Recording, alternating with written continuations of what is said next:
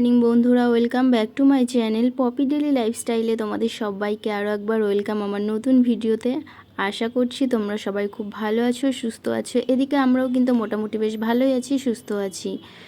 তো দেখতেই পাচ্ছ সকালে উঠে পড়েছি। সকালে উঠে স্নান টান করে রেডি টেডি হয়েও চলে এসেছি এইখানে আর কি, কাজের এখানে, যেখানে আর কি শ্রাদ্ধের অনুষ্ঠান হবে। তো তোমরা সবাই তো জানো আজকে আর কি দাদুর শ্রাদ্ধ অনুষ্ঠানের কাজ। তো এই ভিডিওটা কিছুদিন আগে তোমাদের সঙ্গে শেয়ার করা হয়নি ব্লগটা, তো ভাবলাম ব্লগটা তোমাদের সঙ্গে শেয়ার করেই ফেলি। তো দেখতেই পাচ্ছ সকাল সকাল ব্রাহ্মণ এসে টুকটাক গোছাতে শুরু করে দিয়েছে। আর এই দিদি দুটোকে দেখতে পাচ্ছ না, এই দিদি দুটো আর কি বলা ছিল যে দুজনে হাতে হাতে সব কিছু করে দেওয়ার জন্য, কারণ এই বাড়ির আর কি মামা বাড়িতে কেউ কিছু করবে না, কারণ সবারই তো ধরো অসুচ, আজকে ধরো শ্রাদ্ধ করবে তারপরে শুদ্ধ হবে। তো ওর জন্য এই দিদি দুটোই আর কি সব কিছু গুছিয়ে দিচ্ছিল, আর আমি টুকটাক আমাকে বলেছিল আমি সেগুলো করে দিচ্ছিলাম। তো এই ভিডিওটা গত 14 জুনের ভিডিও। তো দেখতেই পাচ্ছ কতগুলো দিন হয়ে গেল দাদু আমাদের ছেড়ে চলে গেছে। সত্যি ভাবতে অবাক লাগছে যে এত তাড়াতাড়ি মানে তুমি আমাদের ছেড়ে চলে গেছো। তো মানে এটা ভাবাই যাচ্ছে না যে নেই। দেখো মানুষটাকে, মানে কি সুন্দর লাগছে। যাই হোক, মন খারাপ করে কিছু করার নেই। তো ব্রাহ্মণ বলল ফটোর ওপরে ওখানে আর কি নাম লিখে দিতে, হরে কৃষ্ণ নাম। তো এক এক করে সব কিছুই করবে।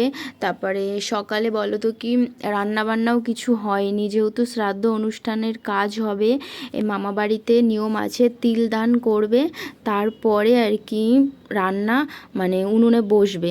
তো ওর জন্য আর কি সকালে কিছুই খাওয়া দাওয়া হয়নি। এদিকে কিন্তু তোমাদের দাদাভাই একটু বাজারে গেছিলো, সব কিছু কেনাকাটা করছে, এদিক সেদিক যেতে হচ্ছে বলে ওই সকালবেলা হালকা পাতলা টিফিন করে এসেছিলো। তো তারপরে আমাকে বলল চলো তোমাকে খাইয়ে নিয়ে আসি, কারণ অনেকটাই বেলা হয়ে যাবে, কখন রান্না হবে তার ঠিক নেই। তো আমি সোজা চলে এসেছিলাম এই দেখো মিষ্টির দোকানে। তোমাদের দাদাভাই কিন্তু আমাকে নামিয়ে দিয়ে চলে গেছে। শিপ্রা ওইদিকে চা খাবে বলে চায়ের দোকানে নিয়ে গেছে, আমি এইদিকে পরোটা নিয়ে তরকারি নিয়ে বসে পড়েছি খেতে।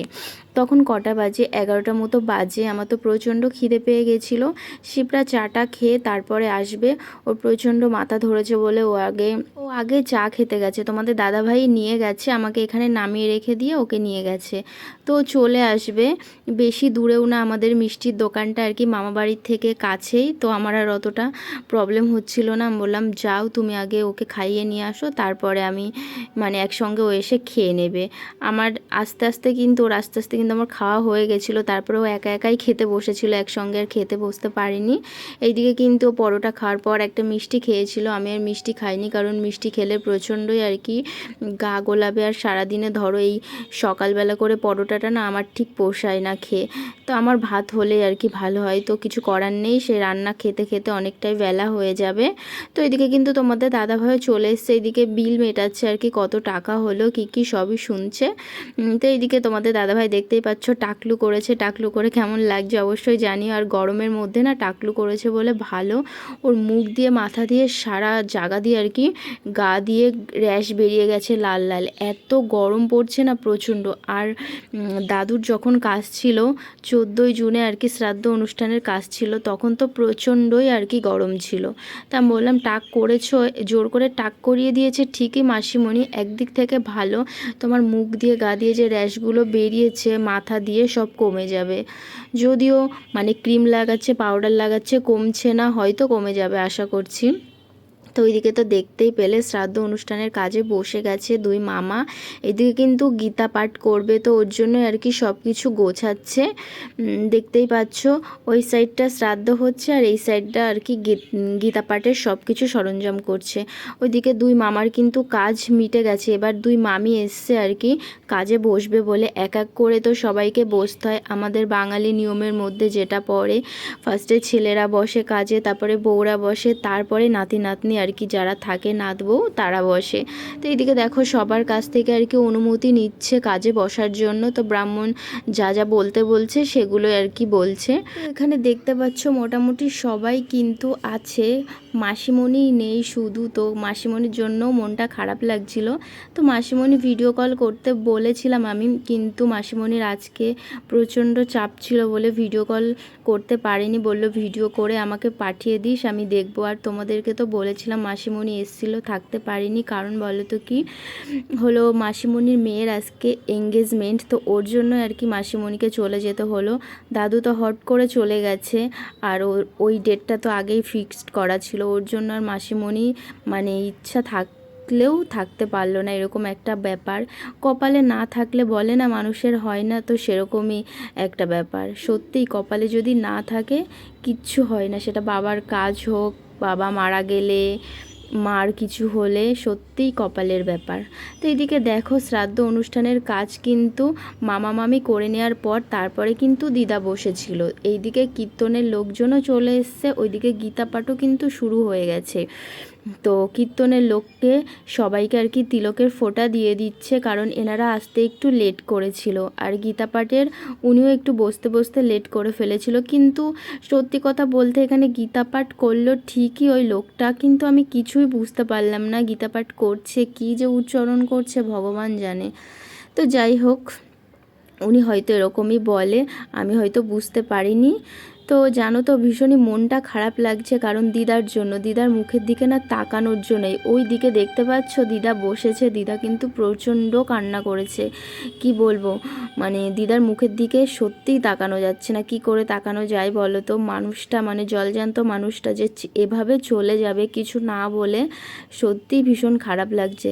তাও তো দাদু জানো তো আমার সাথে আর কি যেদিন মারা গেল তার আগের দিন রাত্রে কিন্তু দাদুর সাথে আমি অনেকক্ষণ ধরে গল্প করেছিলাম, যে অনেক দিন কথা হয় না বলে আমাকে বলছিল, মামুনি গেছিল দাদু মরে যাওয়ার আগের দিন, যে দিদিভাই আমার সাথে কথা বলে না, রাগ করেছে কি না। তা মামুনি বললো রাগ করবে কেন, ও এমনিই কথা বলে না, তুমি এদিকে ওদিকে যাও, ওর জন্য ফোন করলে তুমি ঘরেও থাকো না। তো মামুনি গেছিলো বলে আমি সেদিন রাত্রে কথা বলতে পেরেছি, না হলে সত্যিই সারা জীবন আর কি আফসোস করতাম যে মানুষটা যে বলল দিদিভাই আমার সঙ্গে কথা বলে না, কথা বলে না, সত্যি সেদিন কথা বলেছিলাম বলে মানুষটার সঙ্গে দুটো কথা বলতে পেরেছি। কি বলবো, কিছু বলার নেই। তো যাই হোক দেখো এইদিকে কিন্তু দিদার কাজ হয়ে যাওয়ার পরে তারপরে নাতি নাতনিরা বসেছে।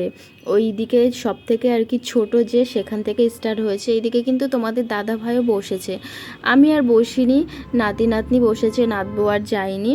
তো দাদু ওদেরই জল পাক, ওদেরই সব কিছু পাক, ভালো থাকুক, যেখানেই থাকুক সুস্থ থাকুক, আবার জন্ম নিক, এইটুকুই প্রার্থনা করব, আর কিছুই না। আমার তো আর এর থেকে বেশি কিছু বলার নেই।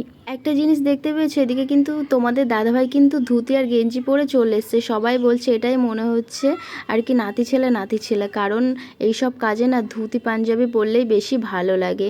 তো কেউ পরেনি, তোমাদের দাদাভাই পরেছিল, আমারও বেশ ভালোই লাগছিল। তো ওইদিকে কাজ হচ্ছিল, আমি আবার ভাবলাম একটু রান্নার ওখানে গিয়ে ঘুরে আসি, কি কি রান্না হচ্ছে দেখে আসি। তো দেখতেই পাচ্ছ এইদিকে রান্না এখনও কমপ্লিট হয়নি, রান্না করছে। তো এই গরমে না এদেরকেও বেশি চাপ দেওয়া যাচ্ছে না, কারণ বলো তো কি এই গরমের মধ্যে না বয়স্ক মানুষরা কত তাড়াতাড়ি করবে। তো এইদিকে দেখতে পাচ্ছ ডাল হয়ে গেছে, আলু পটলের তরকারি ছিল, তারপরে পনিরের একটা আইটেম ছিল। তো সব কিছু ভাজা হয়ে গেছে, ইনি আর কি তরকারিটা বসাবে।